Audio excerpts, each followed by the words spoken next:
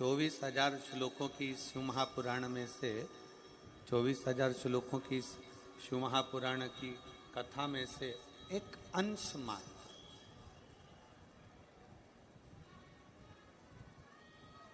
24,000 श्लोकों की इस शिव महापुराण में से एक अंश मात्र अगर हम अपने जीवन में उतार रहे हैं, मात्र एक अंश, बहुत उतना। शिव महापुराण की कथा तो यहाँ तक कहती है, भगवान शंकर का चरित्र तो यहाँ तक कहता है, गला पकड़ रहा है, खींचने में आ रहा है उसको। शिव महापुराण की कथा ये कहती है, भगवान शंकर की कथा यह कहती है,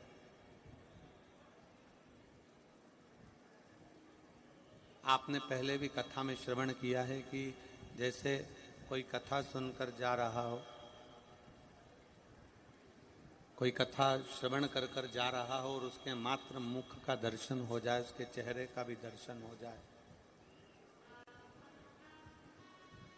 कथा सुनकर जाने वाले के मात्र मुख का भी दर्शन हो जाए तो शिव महापुराण उसका भी कल्याण कर देती है। में बैठकर, मंदिर में बैठकर, देवालय में बैठकर, शिवालय में बैठकर, भगवान शंकर की भक्ति में बैठकर, शिव महापुराण में बैठकर अपन जब भगवान शंकर का नाम स्मरण करते हैं, चिंतन करते हैं, तो हमारा भीतर का जो डिप्रेशन है, हमारे भीतर का जो टेंशन है, हमारे भीतर का जो कहीं ना कहीं अहमता है, हमारे भीतर की कहीं ना कहीं कोई त्रुटियां हैं, वो निकल जाती हैं, वो समाप्त हो जाती हैं।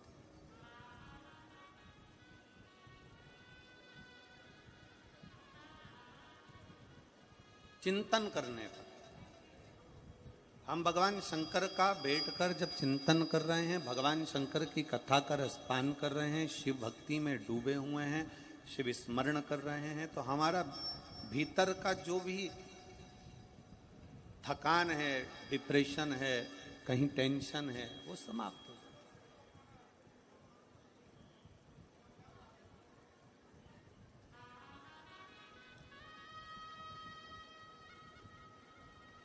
और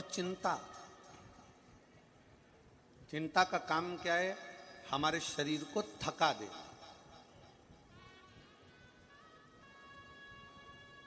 चिंता हमें डिप्रेशन में लाकर छोड़ देती है, चिंता हमें थका देती है, चिंता हमें एकदम निचोड़ सी देती है।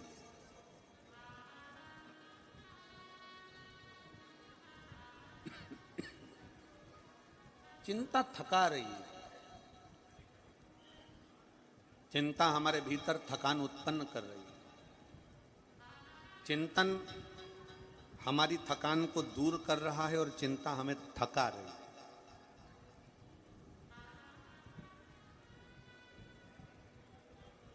हम आपसे पूछे, जितनी देर आप लोग कथा में बैठे हो ना, जितनी देर कथा के पंडाल में, मंडप में बैठे हुए हो, पंडाल के बाहर, पंडाल के अंदर, दुकानों में, पेड़ों के नीचे, गाड़ी के साइड में, जहां तुम्हारे को जगह मिल रही है वहां आप अगर बैठे हुए हो,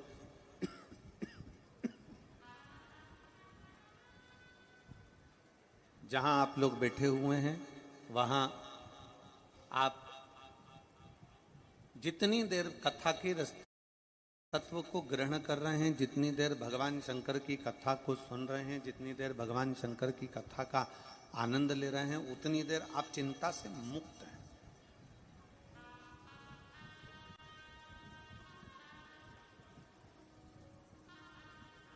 सारी व्याधियों से आप दूर हैं, सारी चिंता से आप दूर हैं।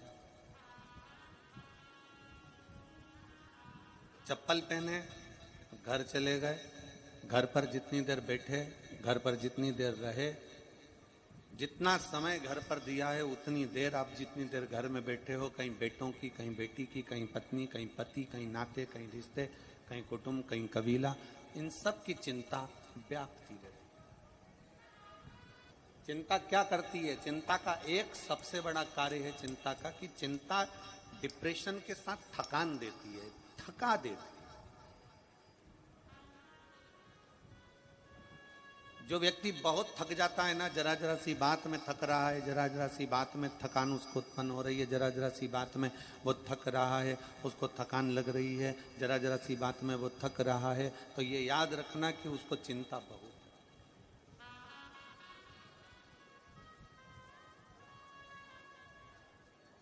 शिव महापुराण की कथा एक बड़ी सुंदर बात करती है कि आप कैलाश पर्वत नहीं आ सकते, कोई बात नहीं। आप कैलाश नहीं जा सकते, कोई बात नहीं। आप केदार नहीं आ सकते, कोई बात नहीं। आप अमरनाथ नहीं आ सकते, कोई बात नहीं। आप बद्रीनाथ नहीं आ सकते, कोई बात नहीं। आप कैलाश मानसरोवर नहीं आ सकते, कोई बात नहीं। शिव महापुराण की कथा कहती आप भले कैलाश पर मत आओ, पर एक काम करो, मैं कैलाश पर रहता हूं तो मेरा नाम लेकर अपने दिल को कैलाश बना लो। मतलब कैलाश से क्या मतलब है कि अपने मन को ठंडा बना। कैलाश का मतलब है अपने मन को शीतल बना लो। कैलाश का मतलब है अपने मन को शांत बना लो।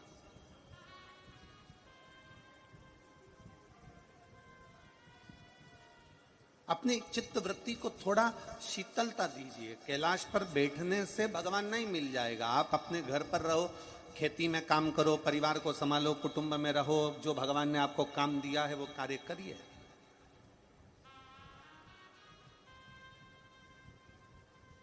आज हम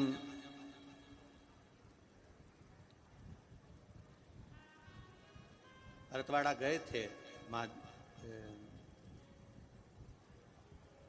मनवाड़ गए थे, और वहाँ हमने बाबा देवादिदेव महादेव की कृपा से आज श्राद्ध पक्ष पितृपक्ष की शिवरात्रि के दिन वहाँ जो आमदार श्री सुहास अन्ना जी कांदे जी, सो अंजुम ताई सुहास जी कांदे जी 55 साल से जो पानी की व्यवस्था के आज हम किसी से पूछ रहे थे तो कह रहे थे कि गुरुदेव ये क्षेत्र ऐसा था जिस क्षेत्र में पानी की इतनी कमी थी कि लोग इस क्षेत्र को, कई किसान, कई बहन भाई इसको छोड़ छोड़कर लोग नासिक चले गए, कोई दूसरे दूसरे गांव चले गए।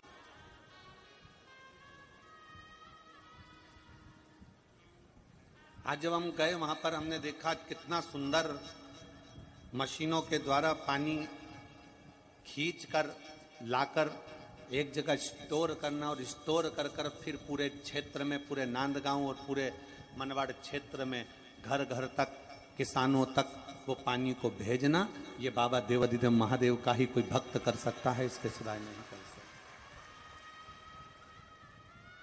मैं माननीय आमदार जी को बहुत बहुत साधुवाद देता हूँ, बधाइयाँ देता हूँ। स्वंजुम ताई जी को भी बधाइयाँ देता हूँ कि ये व्यवस्था जो दी गई है, जो लोग अपना गांव छोड़कर दूसरे दूसरे, बहुत बहुत साधुवाद है आपको, बहुत बहुत बधाइयाँ, दूसरे दूसरे गांव जा रहे थे पानी के चक्कर में, और आज भगवान शंकर के ही कोई भक्त, हम तो कहेंगे शिव का ही आप भक्त का रूप धरकर भगवान शंकर की ही गंगा को खींचकर इस नांदगांव वासियों के लिए लेकर आ गए, उसके लिए साधुता है आपको, उसके लिए साधुता है।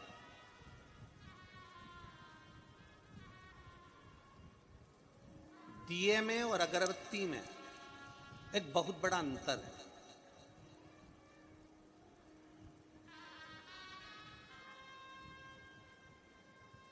बोलो री मेरी जीजियों, सही है कि गलत है?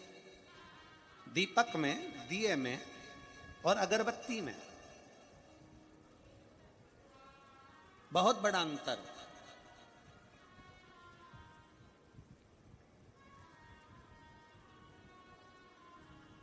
दिए को फूंक मारकर बुझाया जा सकता है, पर तुम में से, हम में बुझाया जा सकता है, पर अगरबत्ती को फूंक मारकर नहीं बुझा सकते। उसका एक कारण है, क्योंकि अगरबत्ती महकती है और जो दुनिया में महकता है उसको बुझाया नहीं जा सकता। दिए को फूंक मारकर बुझा सकते हो, पर अगरबत्ती को फूंक मारकर नहीं बुझा सकते, क्योंकि अगरबत्ती महकती है। अन्ना जी, आपको साधुता है, आप जो इस संपूर्ण क्षेत्रवासियों के लिए जो ये कार्य कर रहे हो, खूब आगे बढ़कर कार्य कर रहे हो, आप ऐसे महकते रहें। दुनिया की सामर्थ्यता नहीं कि कोई बुझा सके। फिर आप महकते रहो। और आपसे भी निवेदन है कि आप दीपक बनो, मना नहीं, प्रकाशित हो मना नहीं, पर साथ में अगरबत्ती जैसी महक रखिए।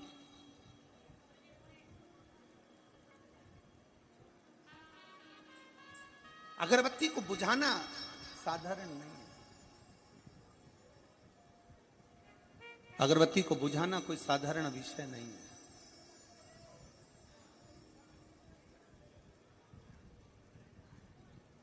दीपक को तो कोई भी फूंक मार देगा, दिया तो कोई भी फूंक देगा, दीपक को तो कोई भी फूंक मारेगा और बुझ जाएगा, पर अगरबत्ती, अगरबत्ती महकती है, दुनिया को सुगंध देती है। आप अपने लिए और दुनिया के लिए दोनों में अंतर है कि अपने लिए बाद में जियो, पहले प्रयास करो कि हमारे नजदीक में अगर कोई भूखा है, प्यासा है, हमारे घर के पास में कोई तकलीफ में है, तो उसके लिए भी थोड़ा जीने का प्रयास करो। और वो सुखी है ना तो आप सुखी हो। हमारा सनातन धर्म कहता है घर में बनने वाली एक रोटी हम गौ माता को देते हैं। हमारा सनातन धर्म कहता है हमारे घर में बनने वाली एक रोटी हम कुत्ते को देते हैं। हमारा सनातन धर्म कहता है हम एक रोटी हम किसी ना किसी रूप में उसको टुकड़े टुकड़े कर कर पक्षी को देते हैं। हमारा सनातन धर्म कहता है हम रोटी का टुकड़ा टुकड़ा कर कर चींटियों को देते हैं। क्यों देते हैं? किस लिए देते हैं?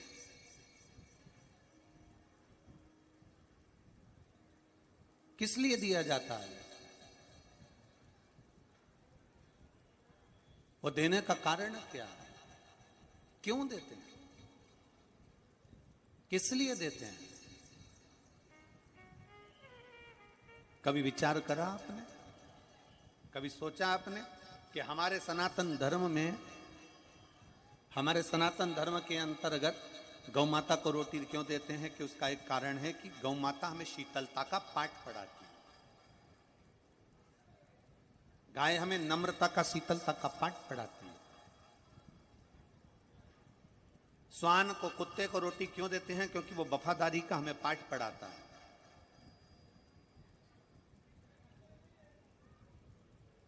हमें तो ये बात समझ में नहीं आती आज तक भी कि किसी ने कहा कि संगत का रंग जल्दी आता है।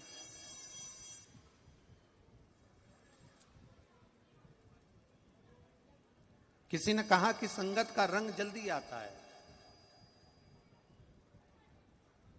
संगत का असर जल्दी आता है। हम कहते हैं अगर संगत का असर आता है तो संगत का असर दिखता क्यों नहीं है? अगर मान लो किसी संगत में पड़े हो, किसी बेवड़े की संगत में पड़ गए तो तुम बेवड़े हो गए, किसी जुआरी की संगत में पड़ गए तुम जुआरी हो गए, किसी गलत व्यक्ति की संगत में हो गए तो गलत हो गए। तो हम कहते हैं संगत, आज के जमाने में हम कहते हैं गौ माता की संगत करोगे तो गौ जैसी शीतलता लेकर आओ। और अगर आप मान लो कुत्ते को पाल रहे हो, कुत्ते की संगत में दे रहे हो, तो कम से कम कुत्ते जैसी वफादारी तो लाओ।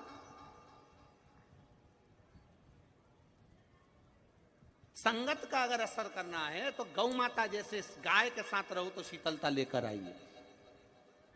किसी परिंदे को, किसी पक्षी को तुमने पाला है, किसी परिंदे को अपने पास रखा है, किसी परिंदे की सेवा कर रहे हो, किसी परिंदे को पिंजरे में रखा है, किसी परिंदे की सेवा में लगे हो, तो परिंदे को देखकर अगर परिंदे की संगत कर रहे हो तो उस परिंदे से सीखो।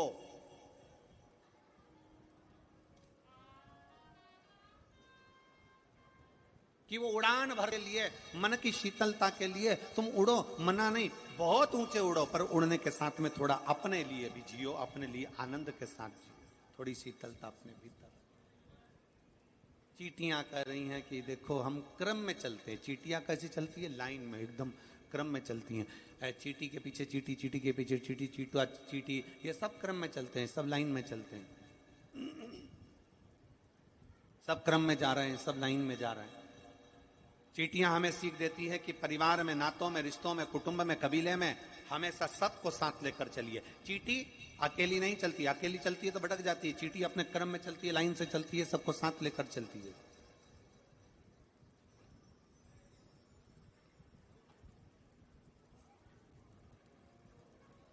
सबको साथ लेकर चल रही है वो, सबको क्रम में लेकर चल रही है वो।